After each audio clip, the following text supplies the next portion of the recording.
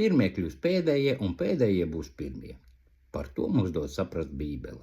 Kad mēs neievērojam Dievu vārdu, tad Dieva vārds atstāja mūs. Kad mēs neziedojam Dievam, mēs nesaņemam Dieva žēlastību. Dieva vārda mācīšanās mums dod ticību Dievam, un mēs neignorējam savus skolotājus. Un kad mēs ticam par savam, tas nenāk no Dieva, bet nes lielu ļaunumu. Kad mēs atkāpjamies no Dieva vārda, mēs nokļūstam burvestību un elku varā.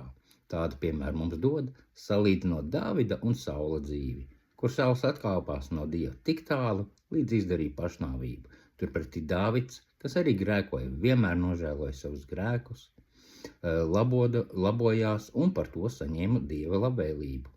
Ja Jūda nebūtu apzadzis Dievu un neliekuļotu, viss būtu bijis savādāk.